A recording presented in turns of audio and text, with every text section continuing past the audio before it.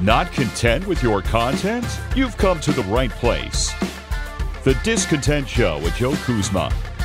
Every brand starts with a story. Here's how you can grow your business by sharing it. Now, with today's topic, the host of The Discontent Show, Joe Kuzma.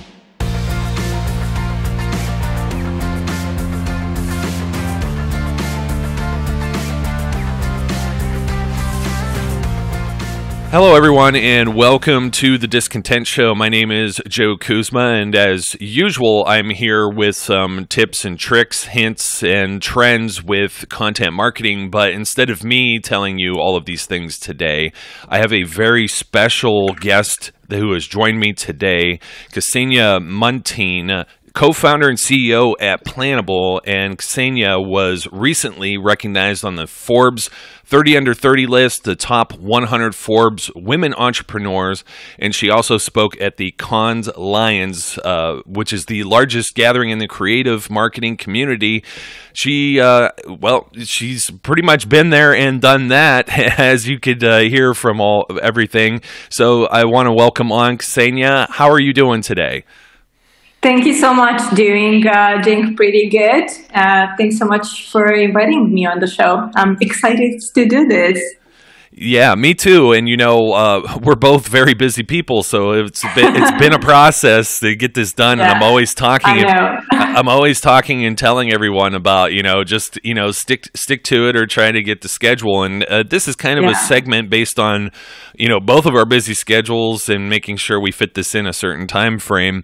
I'm going to be asking Xenia 3 questions. So this is 3 questions with Xenia Muntean from Planable. And the first is, I wanted to ask you about this content marketing industry report that you just launched. This is something just real recent, and it had some kind of interesting topics there. Do you want to talk about the most interesting things you found? Yeah, definitely. So a bit of context on why we actually launched the content marketing industry report. So for the past 3 years, I've been running and building my company Planable. And we've been working with different marketing teams, both on the agency side and on the brand side from across the world, to help them work better as a team, to help them be more well-organized and more productive. And, working with all those teams, we realized what are the bottlenecks and what are the issues teams are struggling with regarding their workflow.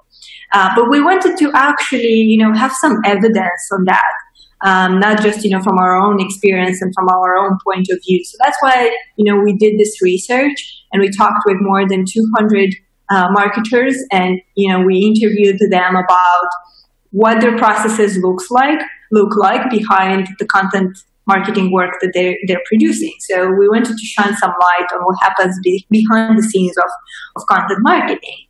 And, it kind of validated some of the theories we had around the way, marketing teams work around the world. And it validated some of the issues and problems and pains that we've been hearing, from our own customers. So, some of the things that we looked into in the report was the work. And some of the most interesting findings was that almost half of marketers produce a lot of content nowadays. The demand of content has grown a lot for brands. So, they produce over 5 pieces of content per week and publish, more than 11 social media posts during, the same week. So it's a lot of content that they need to produce every single week. And then we looked at their workflow, how long does it take to produce that content? What are the steps? What does their collaboration look like? And we found out that, more than, almost 5 days are being spent on, from the initial idea, from the creation to the actual publishing of every piece of content. So it's quite a long time frame to develop something in this, very fast-pacing world. And we realized that, a third of that time is actually being spent just on collaboration. So not on actual production, not on, thinking and designing and, writing the content, but genuinely just on, communication, processes, operations, approvals, feedback, and all of that. And, we asked everyone that we interviewed, about the time they are, spending on that. And we realized that because there's just so much content that they're producing, because it takes so much time to deliver it, obviously, many projects that content marketing teams are working on are, suffering from delays. You just don't have enough time to actually, put it out there in the world. And, projects are being delayed and opportunities are being missed. And, we found out that, more than a third of marketers feel like they're wasting time, and, their productivity is, kind of not in the right place. They're losing their productivity because of multitasking and because of, being just blocked in excessive emails and those, never-ending threads of discussing stuff. And that, 70% of teams, they still use very generic standard documents to work on very, modern, innovative, very graphic, very moving, very, moving content. And this overall kind of tied in, and the final question that, we've asked marketers if they're fully satisfied with their content marketing process and how everything happens, behind the scenes, how they collaborate, how they work with their team members, how they get approvals, how they gather, feedback on the content, just, like the operational side of it.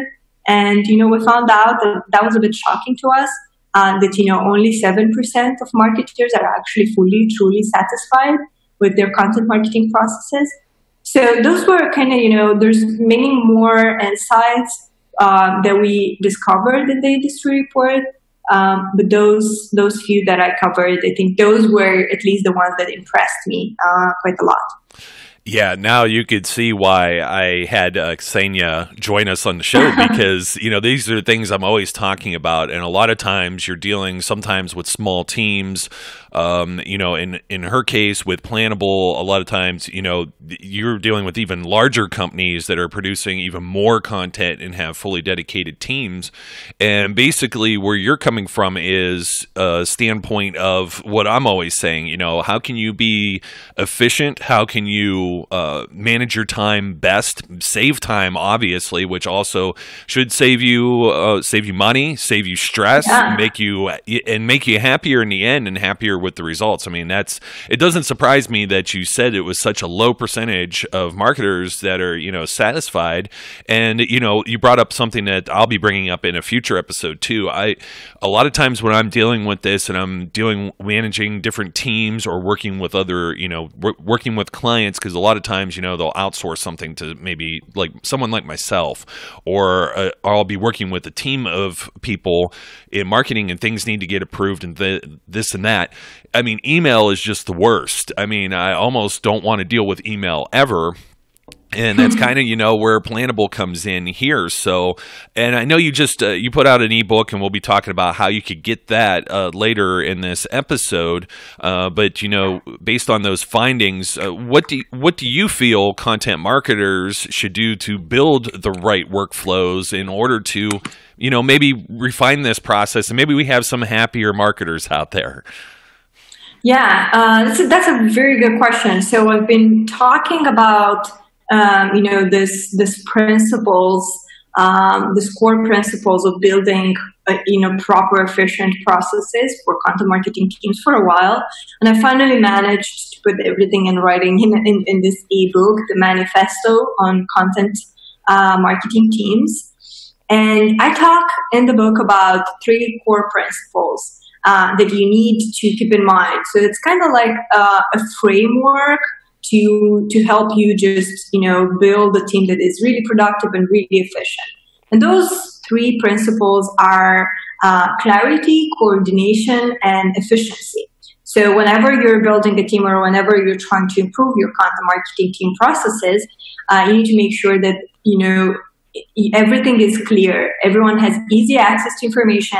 Everyone knows what is happening inside the marketing team. Everyone knows what are the efforts that everyone is working on.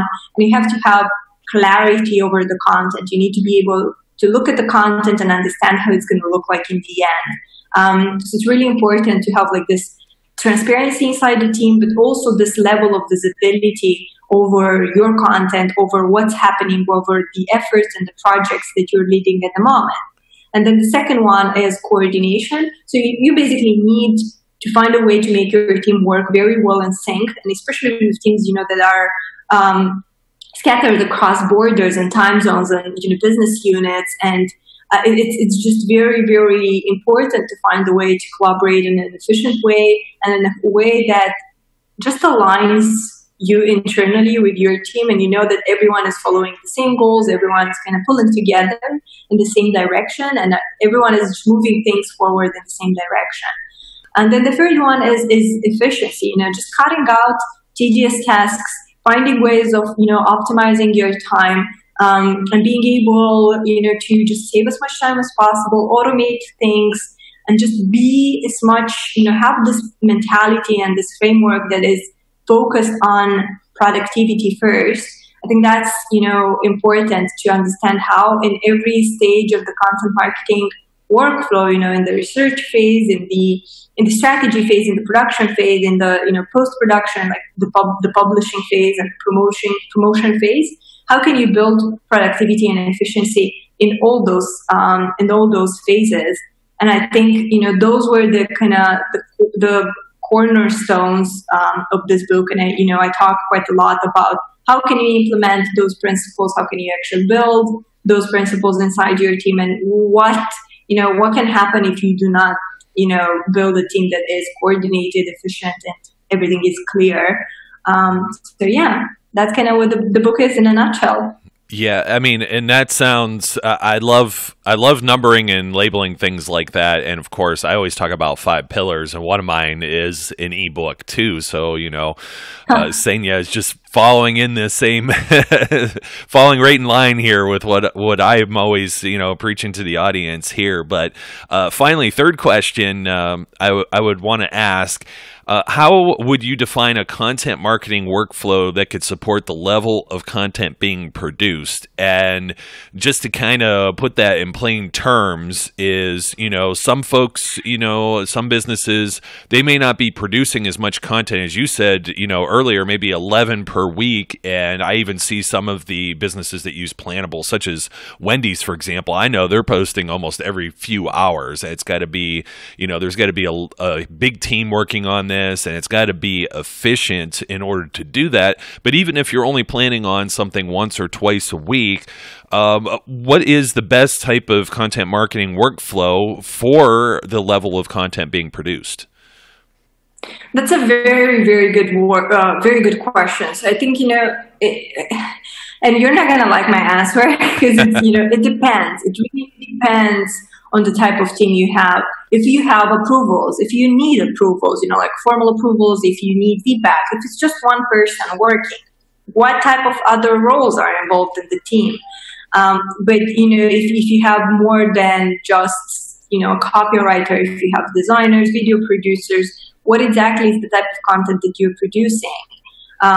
But, the type of workflow that you build, the best type of workflow you can build is one that works for what you need, for the type of team that you have. So what I usually recommend is just to start, with a quick audit of what you have at the moment, like mapping, your processes, documenting what it looks like, what needs to be done at different stages in the content production workflow, and then figuring out where do you feel like you lose the most time, where do you feel like there are bottlenecks. And then the solution, will come naturally. You will realize easily, what you need to be doing in order to solve that. But I think the hardest part of this, the hardest part of building a great workflow is to acknowledge the problem and to find out where the problem is. What sucks at the moment, basically. What are the issues that you're facing? And once you do realize that, it's just going to be so much easier to build something that works very well for you.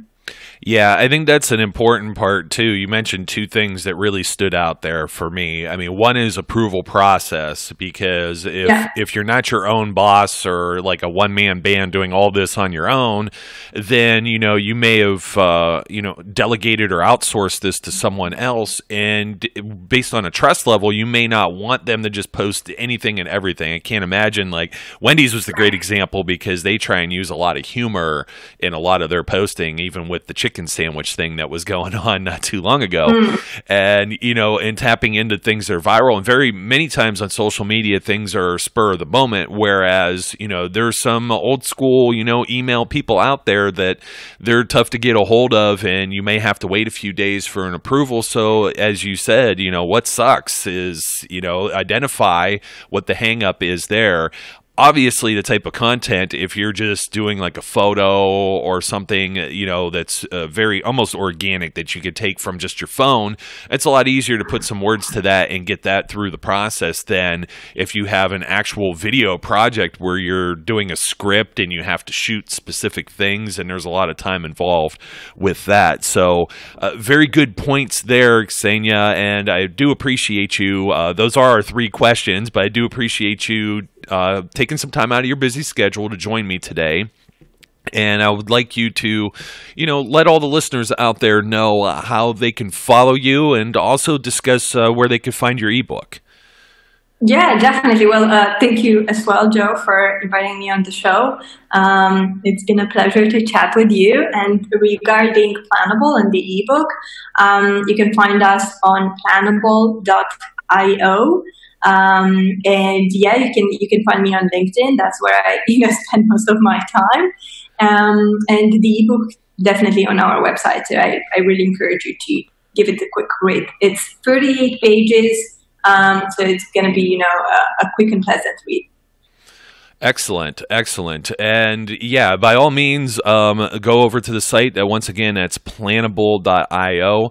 That's planable.io. And that's kind of funny for me too, just a personal note here, Xenia.